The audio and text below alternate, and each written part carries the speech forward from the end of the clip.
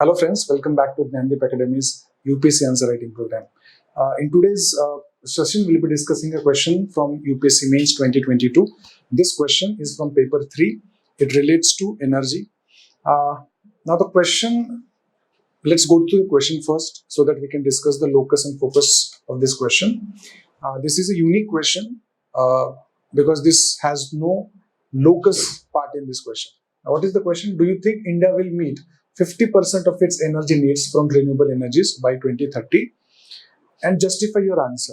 So this is one important part of this question, that whether India is in a position to achieve 50% of this is the target that we have set for ourselves, and we also have to justify the answer. Now, you just don't have to say yes or no. If you say yes, you'll have to justify how India can achieve this target. If no, why India cannot achieve this target. So this is itself one focus of the question. The second part reads, how will the shift of subsidies from fossil fuels to renewables help achieve the above objectives? And then explain. So I think this is the first question that we're discussing, which does not have a direct locus in this question. Both the parts of the question are the focuses, and you'll have to write on both the parts of the question. Now, this question is for 15 marks, that is 250 words is the limit that you'll have to use for this. Okay. Now, before I go into the answers, one very important thing about this question is that if you have to write this answer, you'll have to know the facts and figures or the government data about energy sector. Because this question is not very bookish or not a very straightforward question, though it may seem to be very easy. When you try to write it, it is going to be difficult. So knowing some facts and figures about energy, about subsidies is also important. So for that, you'll also have to follow the budget. And this is always an important aspect as to how many subsidies we are giving on fossil fuels. Okay. So let's start with the introduction part of this question. Now, in the first place, you need to understand why did this question come up in 2022 means. Because at the COP26 summit in Glasgow in 2021, India had put forward this target of reaching 500 gigawatt of energy, renewable energy capacity by 2030. Now, this is the reason why we have question in UPSC mains. Okay, and this was put forward at COP26 in Glasgow under the heading of Panchamrut. So these were actually INDCs of India which were presented. Now, the second INDCs, right? The first part was from 2015 to 2020, and after that we put forward another INDCs. They were named as Panchamrut because these were the 5 targets India was supposed to achieve. And of those 2, the most important which are relevant to this question are that India will reach 500 gigawatt non-fossil energy capacity by 2030 and also meet 50% of its energy requirements from renewable energy by 2030. And one supplementary target was to reach net zero emissions by 2070. Now, these 2 are very important for us. And this is the reason why we have this question in the first place. Okay, so when you're introducing the question, you need to mention the current issue which is related to the question. So I think there is no better introduction than knowing why exactly the question has come up in the exam. So it is because of the COP26 targets of the Panchamrut that we had set for ourselves at Glasgow in November 2021. So this is how you can introduce the question. Now, going to the body part of the question, the first part says, can India achieve or meet 50% of its energy needs from renewable energies by 2030? Now, if you say yes, India can, and I think we should be positive.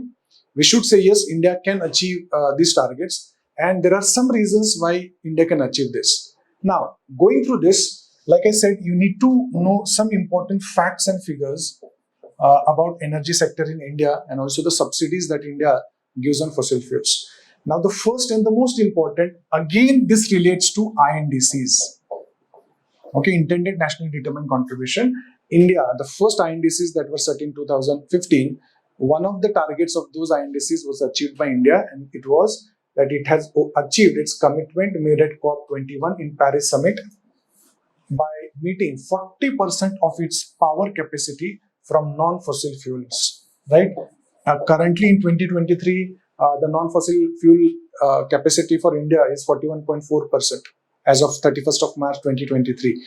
Now, you need to have these facts and figures from Ministry of Power's website. Okay, so this INDC target was met by India. So this, is one reason why India can achieve 500 gigawatts or 50% of its energy requirement by 2030. Now, renewable energy sources have a combined installed capacity of 173 gigawatt, including hydropower, as of again 31st March 2023. We are almost already halfway, you can say, and also renewable energy production in India is increasing at a very faster pace. So this is again from Ministry of Power's website. These facts and figures you need to know. Then Central Electricity Authority has forecast. Again, see, I've always stated that mentioning agencies, government report sources is very important. So Central Electricity Authority, again the agency of Government of India, has forecast that the country's reliance on coal will drop from 49% of its installed capacity in 2023. Mind you, again, this is from Ministry of Power's website. Okay, so currently installed capacity for coal is 49% and it will drop to 33% by 2030. So if coal power generated from coal is going to drop, automatically renewable energies percentage is going to increase, and whereas solar and wind together will make up 51% of India's total energy mix by 2030, and it will go up from 23%, which is currently, the production limit in India. Okay, so all these 3 points have some facts and figures. So I said, once you start writing this question, you'll realize that you really need to have some substantial facts to prove that yes, India can reach this objective of 50% of its energy, renewable energy, by 2030. Now, there are some more reasons to this, that India today is the world's third largest producer of renewable energies in India. Globally. So third largest producer. This is again important. Last year, India was the fourth largest producer.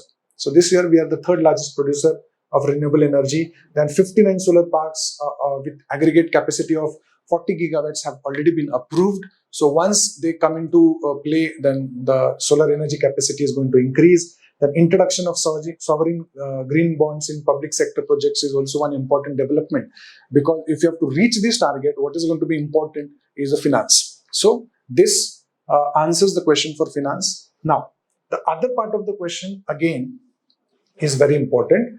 Though there is possibility of India meeting these objectives, there are some challenges also which India needs to look into. The first is scaling up of renewable energy in India has many challenges, like regulatory challenges for projects, right? Then financing risks, then land acquisition. These are some challenges we need to look into. Then India needs to massively scale up funding. Okay. Now, like I said, if you just mention that funding is going to be an important aspect, you need to give some facts and figures to supplement your answer or substantiate your point. Now, there's a report which says that India will need $223 billion of investment to meet its goal of wind and solar capacity installation by 2030, according to a new report by Bloomberg. Now, this is again very important. See, if you don't write this, your point doesn't become very specific. Okay, so you can mention this report which says 223 billion US dollars will be required to meet the target. Then the renegotiation of power purchase agreement. I'm not going to go into the details of what is power purchase agreement. Okay, so all the public sector suppliers of electricity will have to buy the renewable energies, that is known as power purchase agreement. Okay, so this also will have to be renegotiated so that all the stakeholders are, in a good position. So these are 3 challenges that India will have to deal with. Now, the next part of the question is, how will the shift of subsidies from fossil fuels to renewable energies help in achieving the above objectives? Currently, if you go through the budget documents, we know that India has been, the biggest chunk of subsidies is for POL products, that is petroleum, oil and lubricants. Okay, so if you shift these subsidies from fossil fuels to renewable energy, how it is going to help? The first and the most important is it will eliminate right? It will eliminate the fossil fuel subsidies and put a price on carbon, because fossil fuels emit carbon. So it will put a price. If you have put taxes on it, you're putting taxes on carbon emissions. So this is one point. It will step up investments in energy efficiency. If you reduce the subsidies, you can promote energy efficiency, then improve access to electricity and clean cooking. That, for example, India's Ujala program, wherein government was distributing LED bulbs, which has resulted in saving. Not only financially it has been beneficial, also it has reduced carbon emissions to a very big extent. And then create conditions for phasing out coal. Coal is the most polluting kind of fossil fuel. So if you stop subsidizing coal, it will bring a condition wherein you'll have to phase out use of coal. Okay. Then